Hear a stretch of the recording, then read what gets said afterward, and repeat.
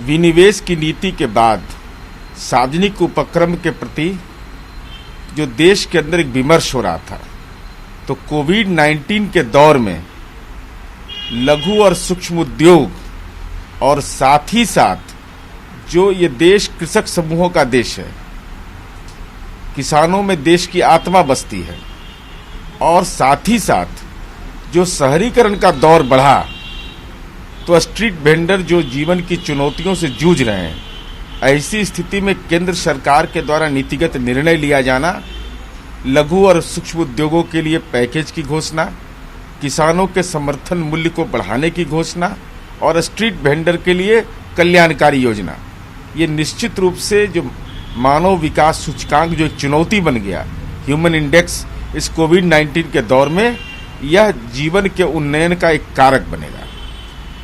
स्वदेशी सामानों को पुश करने के लिए 1000 से अधिक आयातित उत्पादों को अर्धसैनिक बलों के कैंटीन से हटा दिया गया। इस स्वाभाविक रूप से देश में के राष्ट्रपिता महात्मा गांधी, जिनका स्वदेशी पर जोर था, तो दुनिया के प्रतियोगिता के नाम पर जैसे विदेश का सामान देश के विभिन्न जगहों पर, चाहे वह सैन्य बल हो, अर्धसैन्य बल हो, यहाँ इस्तेमाल होने लगा। कोविड-19 ने एक नई सीख दी कि अपना देश, अपनी माटी, अपना उत्पाद।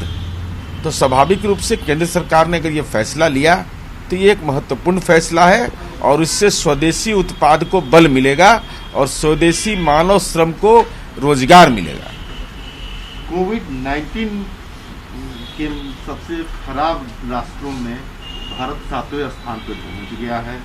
सबसे बड़ी बात है कि पिछले 24 घंटे में अब तक के सबसे ज्यादा संक्रामक 8,392 लोग हुए।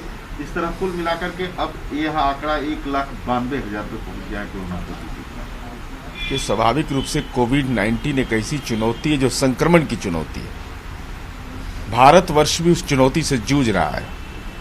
केंद्र सरकार और राज्य सरकार नियमित लगातार इसको नियंत्रित करने के उपाय कर रही है और देश की जनता का संकल्प शक्ति भी है।